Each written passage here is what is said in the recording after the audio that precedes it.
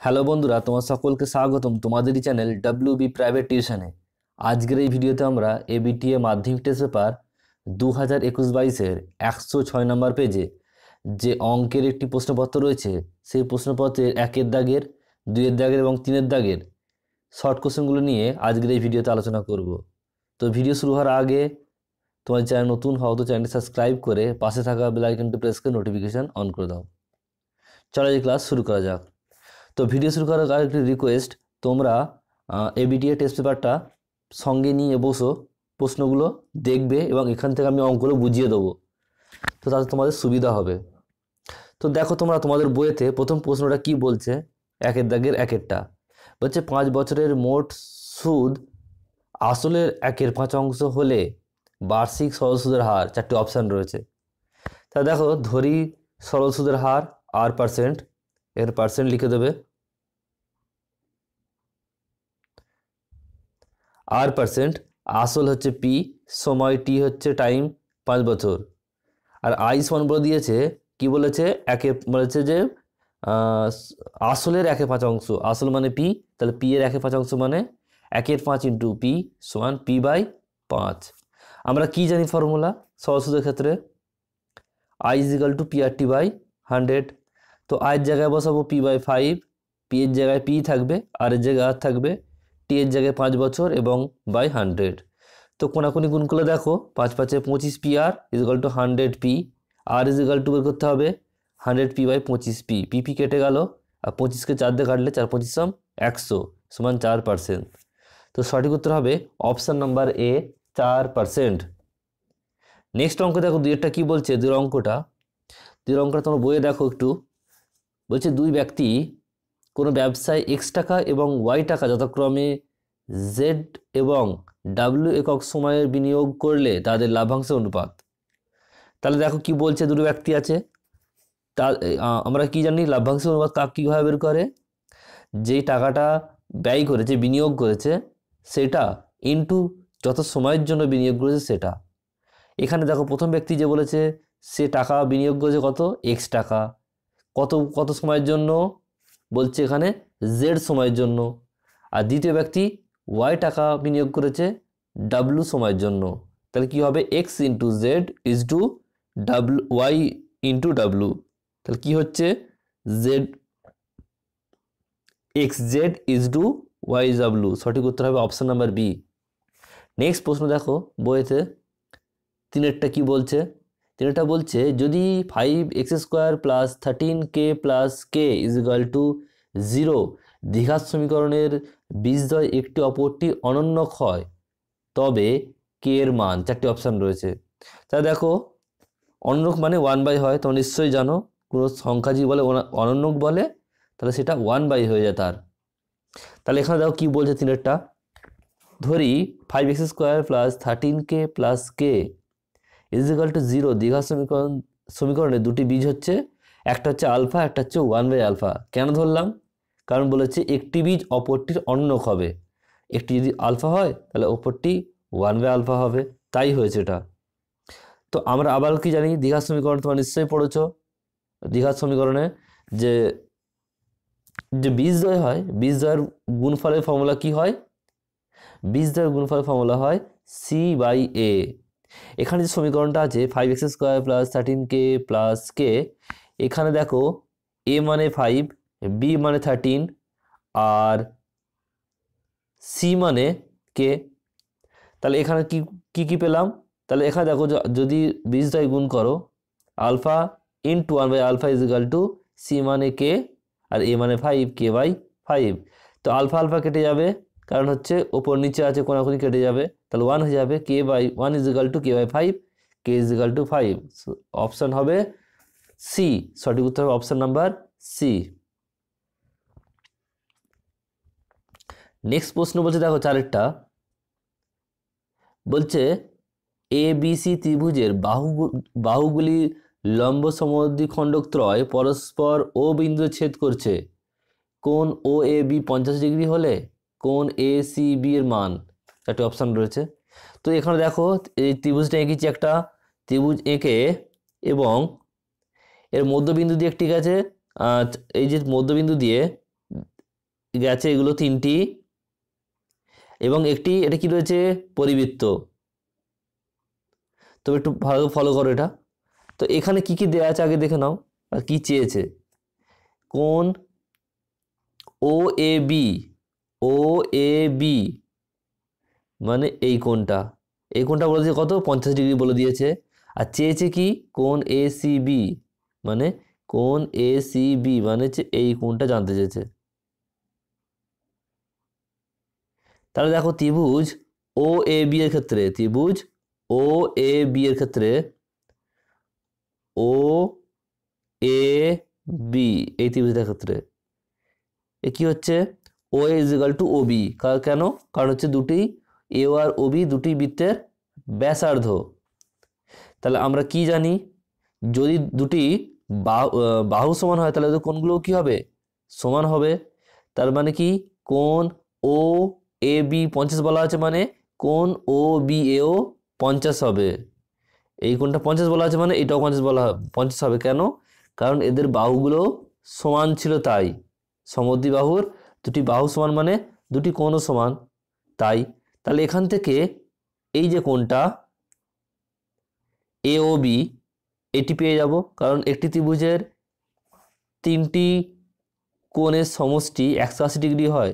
দুটো কোণ পেয়ে গেছি, তার তৃতীয় কোণটা পেয়ে যাব। এই দুটি কোণের যোগফল বিয়োগ করে দেবো কা দিয়ে, এই দুটি যোগফলকে 180 দিয়ে বিয়োগ করে দেবো, তাহলেই হয়ে যাবে কোণ এ ও বি। তাহলে এখানে এ ও বি সমান হচ্ছে 180 মাইনাস 50 যোগ 50 সমান 180 minus 100 is equal two 80 degree. এবারে দেখো যে কোণটা আছে কোণ A O B, A O B মানে এই কোণটা, এটা হচ্ছে কি কেন্দ্রস্থ কোণ। আর কোণ এ সি বি মানে এই কোণটা হচ্ছে বৃত্তস্থ কোণ। আমরা কি জানি বৃত্তস্থ কোণ সমান কেন্দ্রস্থ কোণ বাই 2। তাহলে এখান থেকে আমরা কি বের করতে পারবো, কিন্তু বৃত্তস্থ কোণ বিভাগ বের করবো। এ কোণ এ সি বি সমান হচ্ছে কোণ A O B by 2।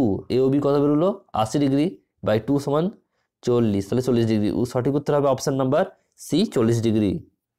Next 5-এরটা বলছে দুটো ত্রিভুজ দিয়েছে এ বি সি আর এ ত্রিভুজ ডিই এফ দিয়েছে এবং তাদের শর্ত বলে দিয়েছে। তো এখানে দেখো ছবিটা যে এঁকেছি এটা আঁকার আগে একটু বুঝে আঁকতে হবে, কারণ তোমাদের এটা মনে রাখতে হবে যে এ বি আর ডি একই সাইডে হবে। মানে দেখো এ বি আর ডি একই সাইডে হয়েছে, বিসি আর এফডি একই সাইডে হবে, এবং এসি এবং ইএফ এটাও একই দিকে হবে। তাহলে এই তিনটে কি বাহু সমান হয়ে গেল, তাহলে এদের কোণগুলো সমান হয়ে যাবে তিনটে। এদের কোণ কি হবে, এই কোণটার সঙ্গে এটা সমান, এই কোণটার সঙ্গে এটা সমান, আর এই কোণটার সঙ্গে এই কোণটা সমান। তা দেখো অপশান তোমাদের যা আছে সেখান থেকে অপশান নাম্বার সি যেটা আছে কোণ বি ইজ ইকাল টু কোণ ডি, মানে এই কোণটা আর এই কোণটা সমান, এইটা সঠিক উত্তর হবে। অপশান নাম্বার সি হবে সঠিক উত্তর।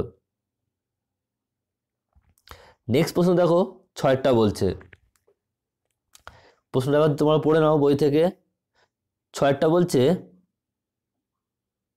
একটি গোলকের ব্যাস অপর একটি গোলকের ব্যাসের দ্বিগুণ, প্রথমটির বক্রতলের ক্ষেত্রফল ও দ্বিতীয়টির আয়তনের সাংখ্যমান সমান, প্রথমটির ব্যাসে সাংখ্যমান। 4টি অপশান রয়েছে। দেখো এখানে প্রথমে ধরে নিচ্ছি দুটো গোলক এঁকেছি, তো প্রথম গোলকে কি বলছে ধরি দ্বিতীয় গোলকের ব্যাস, দ্বিতীয় গোলকের ব্যাস হচ্ছে আর একক, তাহলে ব্যাসার্ধ কত হবে 2r একক হবে।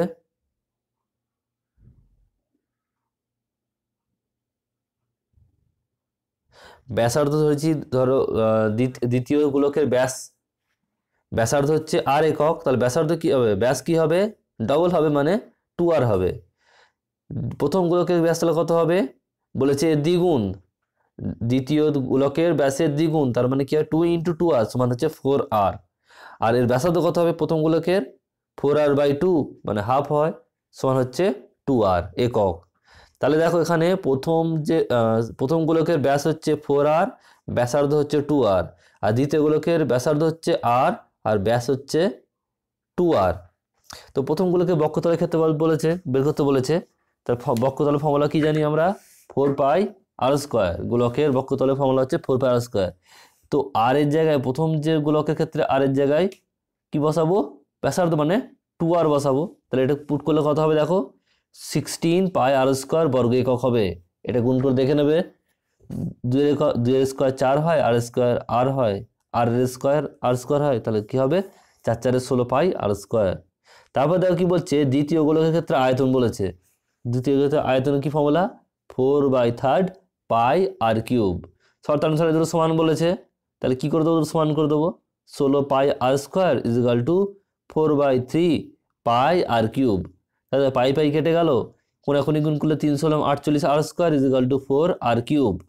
আর আর এর সঙ্গে দেখো দূর দূর আর কেটে গেল, একটা আর পড়ে রইলো, তাহলে কি হয়ে যাবে 48/4 সমান 12, 4 12 48 সমান হচ্ছে সঠিক উত্তর হবে অপশন নাম্বার এ, সঠিক উত্তর হবে।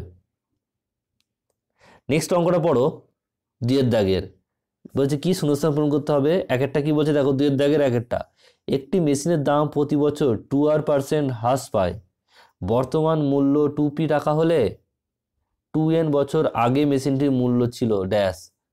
উত্তর দেখে নাও, ধরি 2n বছর আগে মেশিনটির মূল্য ছিল x টাকা। শর্তানুসারে কি হবে, আমরা কি জানি মেশিনের ফর্মুলা, এখানে দেখো হ্রাস পেয়েছে বলে মাইনাস হয়েছে এখানে, কিন্তু এখানে যে 1 - 2r/100 হয়েছে এটা কিন্তু হ্রাসের জন্য। তাহলে x ধরেছি x × 1 - 2r/100 টু দি পাওয়ার ক বছর, 3 বছর, 2n বছর, তাহলে by two the power 2n = ক টাকা হবে তখন, 2p টাকা সমান 2p। তো এখানে দেখো 2 এর সঙ্গে কাটলে 50 হবে, 2 1 2 আর 50 2 100, তাহলে কেটে গিয়ে কত হলো r/50, x × 1 - r/50 two the power n, sorry 2n = 2p। তো x মান বের করতে হবে, তো কি বেরিয়ে যাবে দেখো, 2p = আর এই যে 2 two the power 1 - r/50 power 2n আছে, এটা -2n হয়ে যাবে। তো উত্তর হয়ে যাবে কি, x = 2p × 1 - r/50 two the power -2n। Next প্রশ্ন দেখো কি বলছে, 2 এরটা বলছে -√7 - 2 এর অনুবন্ধী করণী ড্যাশ। উত্তর কিন্তু √7 - 2 হবে। কি করে হলো দেখো, এখানে যে দেওয়া আছে বইতে, এটা কীভাবে বের করতে হয় সেটা দেখে নাও, শিখে নাও।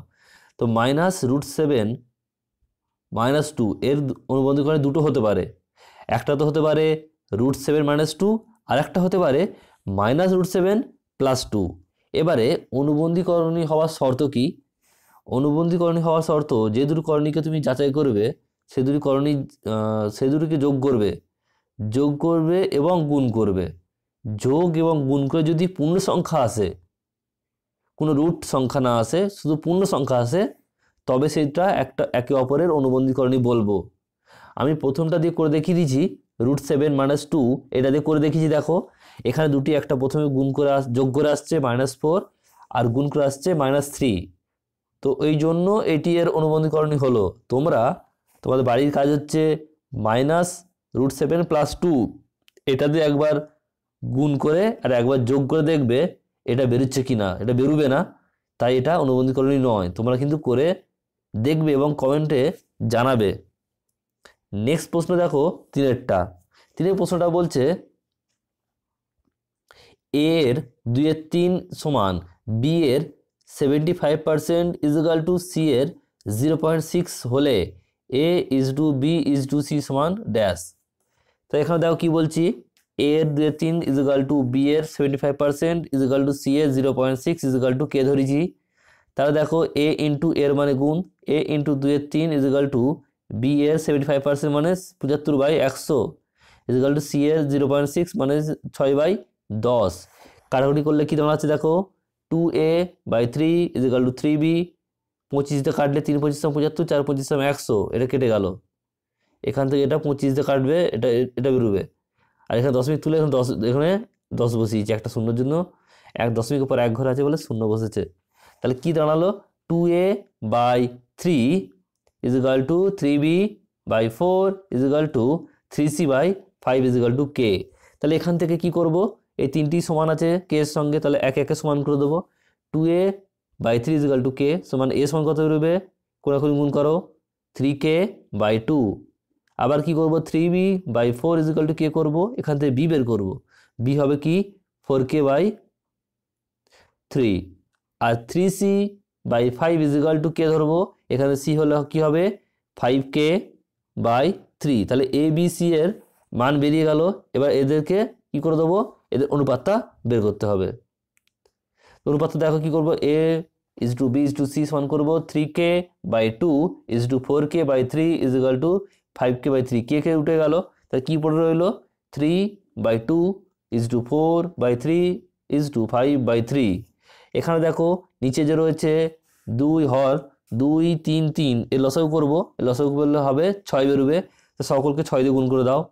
6 দিয়ে গুণ করলে দেখো 3-এর 2 ইন্টু 6 ইজ টু 4-এর 3 ইন্টু 6 ইজ টু 5-এর 3 ইজ ইন্টু 6 কাটাকুটি করলে দেখো এটা কি বেরোবে 3 3 9 ইজ টু 4 2 8 ইজ টু 5 2 10 সমান 9 ইজ টু 8 ইজ টু 10। সঠিক উত্তর হবে। নেক্সট প্রশ্ন দেখো কি বলছে 4-এরটা। এ বি সি ডি একটি বৃত্তস্থ চতুর্ভুজ এবং ও বৃত্তের কেন্দ্র। যদি কোণ সিওডি ইজিক্যাল টু 120 ডিগ্রি এবং কোণ বিএসি 30 ডিগ্রি হয়, তবে কোণ বিসিডি সমান কত? দেখো একটা ছবি এঁকেছি, এখানে ছবি এঁকেছি এবিসি ত্রিভুজ এবং সেটি বৃত্তের মধ্যে রয়েছে, তার বৃত্তের কেন্দ্র হচ্ছে ও। তাহলে এখানে জানতে কি চেয়েছে, জানতে চেয়েছে বের করতে হবে বিসিডি সমান কত, কোণ বিসিডি সমান কত, এটা বলতে বের করতে হবে। মানে কোনটা দেখো এদিকে বিসিডি মানে এই কোণটা কত, এটা জানতে চেয়েছে। তা দেখো বৃত্তস্থ কোণ কোনটা, বৃত্তস্থ কোণ হচ্ছে বি, এখানে বলে দেওয়া ছিল কিন্তু এটা 30 ডিগ্রি। বৃত্তস্থ কোণ হচ্ছে কোণ বিএসি হচ্ছে কত 30 ডিগ্রি বলা আছে। আর কেন্দ্রস্থ কোণ কত, কেন্দ্রস্থ কোণ এটা বৃত্তস্থ কোণ হলে কেন্দ্রস্থ কোণ কত হবে, কেন্দ্রস্থ কোণ হবে বিওসি, এটা হচ্ছে কেন্দ্রস্থ কোণ।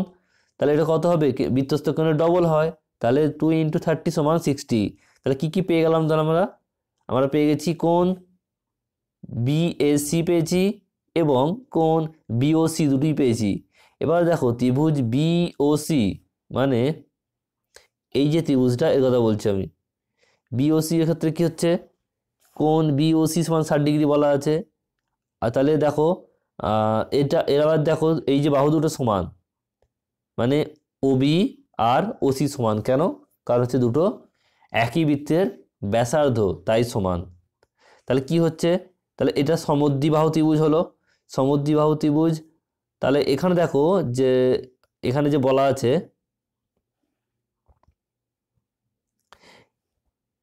এই যে ত্রিভুজটা বের করতে হবে কোনটা, কোণ বি ও ডি কীভাবে বেরোবে 60 যোগ 80 120 সমান হয়ে যাবে কত, হয়ে যাবে তোমাদের কিছু দেওয়া ছিল কোণ সিওডি সমান 120। তো এখানে তাহলে কি হয়ে যাবে, যোগ করলে 180 হয়ে যাবে।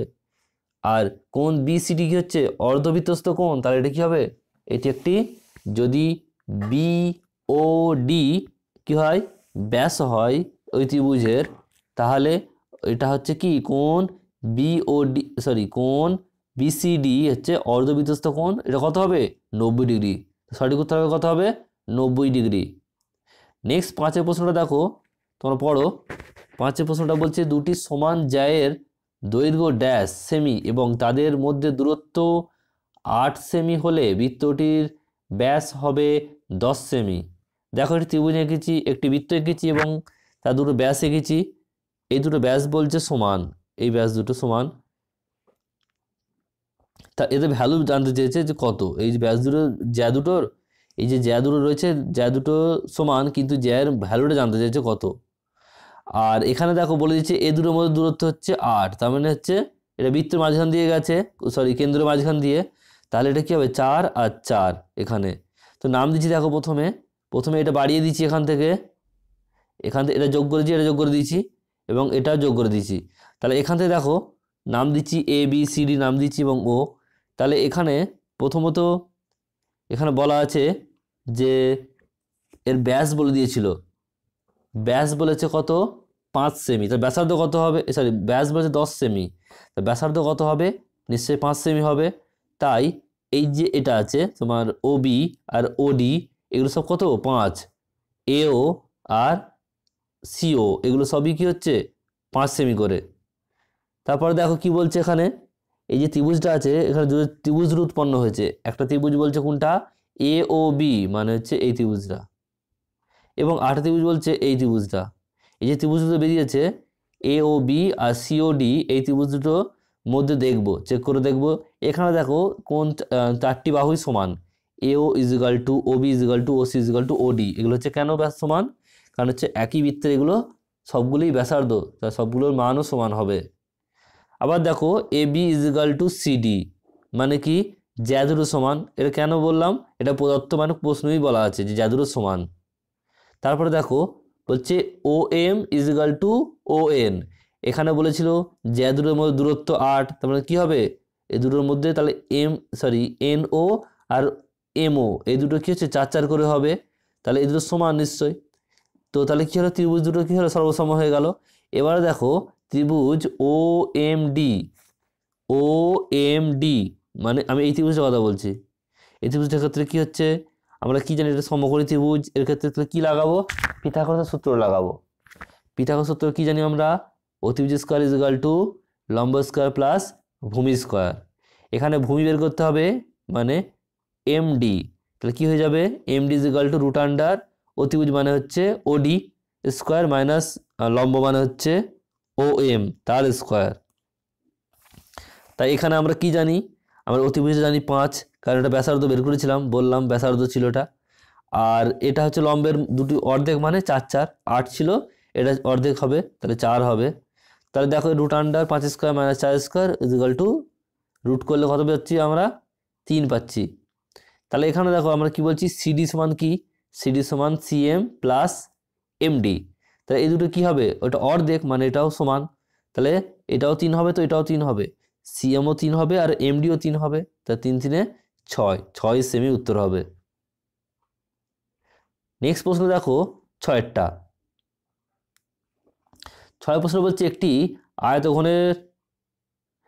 আয়তঘনের এবিসি ঘনের মাত্রাগুলি এবিসি একক হলে 2ab plus BC plus AC বর্গ একক রাশিটি নির্দেশ করে আয়তঘনের উত্তর হবে সমগ্র তলের ক্ষেত্রফল। নেক্সট 3 দাগে কি বলছে দেখো, সত্য মিথ্যা করতে হবে 3 দাগে। প্রথম প্রশ্নটা কি বলছে? একটা জল জমে বরফ হলে আয়তনে বাড়ে 10%, বরফ গলে জল হলে আয়তনে কমে 9.1/11%। এটা সত্য না মিথ্যা দেখতে হবে। ধরি জলের আয়তন 100 একক, তা জল জমে বরফ হলে আয়তন 10% বৃদ্ধি পায়, তাহলে বরফের আয়তন কত হবে? 100 ইন্টু 110/100, তাহলে 100 100 কেটে গেল, তখন হয়ে গেল 110। যখন বরফ গলে জল হলো তখন আয়তন কী হবে? হ্রাস পাবে। কত পাবে? 110 থেকে 100 হয়েছে, তাহলে কত হয়েছে? 10 ঘন একক। শতকরা কত হ্রাস পেয়েছে? 110 পেয়েছে। কতর মধ্যে পেয়েছে? কমেছে 110-এর মধ্যে। আর শতকরা বলেছে বলে 100 দিয়ে গুণ, 10/110 ইন্টু 100 কাটাকুটি করলে হবে 100/11। এটা ভাগ্য দেখবে 9.1/11 বেরোচ্ছে, তাহলে এটা কি হবে? প্রথম প্রশ্নের উত্তর হবে সত্য। নেক্সট প্রশ্ন কি বলছে দেখো, 2টা বার্ষিক 10% হারে 100 টাকা 2 বছরের সরল সুদ ও চক্রবৃদ্ধি সুদের পার্থক্য 2 টাকা হবে। এর সত্য না মিথ্যা বলতে হবে। তো সরল সুদের ক্ষেত্রে কি বলেছে? পি বলে দিয়েছে 100 টাকা, রেট বলে দিয়েছে সুদের হার, রেট হচ্ছে 10% আর সময় 2 বছর। তাহলে পি আর টি বাই 100-এ পুট করবো। পি সমান হচ্ছে 100, আর সমান 10% আর টি সমান 2 বছর বাই 100 কাটাকুটি করলে 20 টাকা বেরোবে। চক্রবৃদ্ধি সুদের ক্ষেত্রে কি ফর্মুলা পাবো? সুদ বের করতে হবে আমাদের, তাহলে পি ইন্টু পি কমন নেওয়া আছে, আর 1 plus r by 100 to the power n minus 1। তো এখানে পুট করবো পি সমান 100, আর সমান 10 আর n সমান 2 বছর। এটা কাটাকুটি করে দেখবে, এটা বেরোচ্ছে, তোমরা ক্যালকুলেশনটা দেখে নেবে, এটা বেরোচ্ছে 21 টাকা। তাহলে সরল সুদের ক্ষেত্রে বেরোলো 20 টাকা, আর চক্রবৃদ্ধি সুদের ক্ষেত্রে বেরোলো 21 টাকা। তা পার্থক্য কত হবে? 21 মাইনাস 20 সমান 1 টাকা। কিন্তু এখানে বলা আছে প্রশ্নে 2 টাকা, তাহলে ওইটা কী হবে? মিথ্যা। একটু ক্যালকুলেশনটা দেখে নেবে তোমরা, অবশ্যই বুঝতে পারবে তোমরা। নেক্সট প্রশ্ন দেখো কি বলছে, তিনেরটা বলছে যদি এক্স ভ্যারিয়াস জেড এবং ওয়াই ভ্যারিয়াস জেড হলে X square plus Y square varies Z square হবে। দেখো এখানে এক্স ভ্যারিয়াস জেড বলেছে, তো ভ্যারিয়াস তুলতে গেলে একটা ধ্রুবক লাগে, এখানে কে ওয়ান লিখলাম, X is equal to K one Z আর Y is equal to K two Z. তাহলে আমরা কী বের করবো, X square plus Y square বের করবো, X square plus Y square. তো এক্স মানে কি বেরিয়েছে, কে ওয়ান জেড, আর ওয়াই মানে কে টু জেড। তাহলে এক্সের জায়গায় পুট করবো কে ওয়ান জেড তার whole square plus K two Z তার হোল স্কোয়ার। তাহলে K one square Z square plus K two square plus into Z square. তো জেড কমন নেবো, তো জেড স্কোয়ার কমন নিলে কী হয়ে যাবে, K one square plus K two square. তাহলে এখানে দেখো যে K one square plus K two square এটা কি একটা ধ্রুবক, তাহলে যে X square plus Y square is equal to কি, ধ্রুবকটা তুলে দেবো, তুললে কী যাবে আবার ভ্যারিয়াস এসে যাবে। তাহলে X square plus Y square varies Z square. তাহলে এটা কি, এটাই বলেছে আর এটাই প্রমাণ হলো, তাহলে কী হবে, এটা সত্য। নেক্সট প্রশ্ন চারটা কি বলছে দেখো, চারটা বলছে এক্স কিউব ওয়াই, আরেকটা বলছে এক্স স্কোয়ার ওয়াই স্কোয়ার, আরেকটা বলছে এক্স ওয়াই কিউব ক্রমিক সমানুপাতিক। তাহলে প্রথমে জানবো ক্রমিক সমানুপাতিক শর্তটা কি। ক্রমিক সমানুপাতির ক্ষেত্রে A by B is equal to B by C হয়, মানে কোনাকুনি গুণ করলে B square is equal to A C হয়। এখানে যে পদার্থ দেওয়া রয়েছে, এখানে দেখো এক্স কিউব ওয়াইকে এ ধরবো, এক্স স্কোয়ার ওয়াই স্কোয়ারকে বি ধরবো, আর এক্স ওয়াই কিউবকে সি ধরবো। তাহলে প্রথমে আমরা বি স্কোয়ার বের করবো, বি স্কোয়ার মানে হচ্ছে এক্স স্কোয়ার ওয়াই স্কোয়ার তার হোল স্কোয়ার। তাহলে কী হয়ে যাবে, পাওয়ারে গুণ হয়ে যাবে, X to the power 4 Y to the power 4। আবার এসি বের করবো, এসি সমান এ মানে হচ্ছে এক্স কিউব ওয়াই ইন্টু আর সি মানে হচ্ছে কি এক্স ওয়াই কিউব। তো দেখো এখানে কি হয়ে যাবে, এক্স 4 ওয়াই 4। তো বি স্কোয়ার যা বেরোলো আর এসি স্কোয়ার তাই বেরোলো, তাহলে B square is equal to AC, তাহলে এটাই তো ক্রমিক সমানুপাতিকের শর্ত, তাহলে এটা কী হয়ে যাবে, সত্য। নেক্সট প্রশ্ন দেখো 5 নম্বর প্রশ্নটা যে বলেছে ও কেন্দ্রীয় বৃত্তে এও ও ওবি দুটি ব্যাসার্ধ এবং কোণ A O B is equal to 130 degree এবং এ এবং বি বিন্দু দুটি অঙ্কিত স্পর্শদ্বয় টি বিন্দুতে মিলিত হলে কোণ A T B is equal to 25 degree. তো এখানে ছবিটা দেখে নাও প্রথমে, এখানে এ ও বি বলে দিয়েছে কত 130 ডিগ্রি, আর আমাদের এ টি বি বের করতে হবে। তো যদি 25 ডিগ্রি মেলে তাহলে এটা হবে সত্য, যদি 25 ডিগ্রি না হয় তাহলে এটা হবে মিথ্যা। তো প্রথমে দেখো যে ত্রিভুজটা রয়েছে, চতুর্ভুজ এ ও বি টি, মানে এ ও বি টি, এই যে চতুর্ভুজটা রয়েছে এই চতুর্ভুজে কি হবে, কোণ এ ও বি এই দুটো কি হচ্ছে, এটা কত বলে দিয়েছে, এটা হচ্ছে 30 ডিগ্রি, আর এটা হচ্ছে স্পর্শটা কি এর উপর লম্ব, স্পর্শটা এর উপর লম্ব, তাহলে কি হয়ে যাবে, এই কোণটা 90 এটাও 90। তা দেখো এখানে সেটাই করেছি, কোণ ও এ টি ইজ ইকুয়াল টু কোণ বি ও বি টি সমান হচ্ছে 90 ডিগ্রি। কারণ স্পর্শক পরের একে অপরের উপর লম্ব, তাই 90 ডিগ্রি হয়েছে। তাহলে দেখো একটি চতুর্ভুজে 4টি কোণের যোগফল সবসময় কত হয়, 360 ডিগ্রি হয়। 3টে কোণ জেনে গেছি আমরা এই কোণটা জানি, এই কোণটা জানি, এই কোণটা জানি, তাহলে এই কোণটা বের করে ফেলবো কত হবে, এটাই জানতে চেয়েছে আমাদের। তাহলে কী হবে তোমার এ টিভি সমান হচ্ছে 360 মাইনাস 130 যোগ 90 এটা ক্যালকুলেশন করে দেখবে কত বেরোচ্ছে 50 ডিগ্রি, আর এখানে বলেছিল কত 25 ডিগ্রি, তাহলে এটা কী হবে, মিথ্যা, এটা মিলছে না একে অপরের সঙ্গে, তো এটা মিথ্যা হবে। নেক্সট প্রশ্ন দেখো, শেষ প্রশ্ন 6টা বলছে একটি লম্ববৃত্তাকার শঙ্কুর ভূমিতলে ব্যাসার্ধ দৈর্ঘ্য অর্ধেক এবং উচ্চতা দ্বিগুণ করা হলে শঙ্কুটির আয়তন একই থাকবে। ধরি এটা দেখো ছবি রয়েছে শঙ্কুর, তো শঙ্কুর ব্যাসার্ধ ধরেছি আর উচ্চতা হচ্ছে এইচ, তাহলে আয়তনের ফর্মুলা কি 1/3 পাই আর স্কোয়ার এইচ, এটা হচ্ছে শঙ্কুর আয়তনের ফর্মুলা, ঘন একক। এবারে বলেছে কি ব্যাসার্ধকে বলেছে অর্ধেক করেছে, তাহলে এখন আর নেই, r/2 হয়ে গেছে, আর উচ্চতা কত বলেছে দ্বিগুণ করেছে, মানে এইচটা আর এইচ নেই 2h হয়ে গেছে। এবারে আবার ফর্মুলা লাগাবো, আয়তনের ফর্মুলা কি ফর্মুলা 1/3 পার আর স্কোয়ার এইচ। তাহলে এখানে দেখো এবারে আর এর জায়গায় r/2 বসাবো, আর এইচের জায়গায় 2h বসাবো, তাই যদি স্কোয়ার করে দেখো কি হবে, এটা দাঁড়াবে 1/3 পাই আর স্কোয়ার h/2। তাহলে এটা হবে দুটো কি, দেখো এখানে যে প্রথমে আয়তন ছিল এইটা, দ্বিতীয় আয়তন কোথায় হচ্ছে এত, এদের কি সমান? সমান নয়, তাহলে এটা কি হবে? মিথ্যা। তো আশা করছি বন্ধুরা তোমার সকল প্রশ্ন উত্তর ভালোভাবে বুঝতে পেরেছো। কোথাও কোনো জায়গায় কোনো প্রবলেম হলে অবশ্যই কমেন্ট করে জানাবে, আমি তার রিপ্লাই দেবো। তো কোনো প্রবলেম হলে অবশ্যই জানাবে, এবং চ্যানেলটিতে প্রথম হলে তোমরা চ্যানেলটি সাবস্ক্রাইব করে দেবে। এভাবে প্রতিটা পেজেরই প্রশ্ন সলভ করে দেবো। তো একটু সময় লাগবে, কিন্তু সবগুলো আমি সলভ করে দেবো। আর আশা করছি তোমাদের ভিডিওটি ভালো লাগলে লাইক করে দিও, আর নতুন হলে চ্যানেলটি সাবস্ক্রাইব করে নেবে। এবার বন্ধুদের সঙ্গে চ্যানেলটি বেশি বেশি শেয়ার করতে ভুলবে না।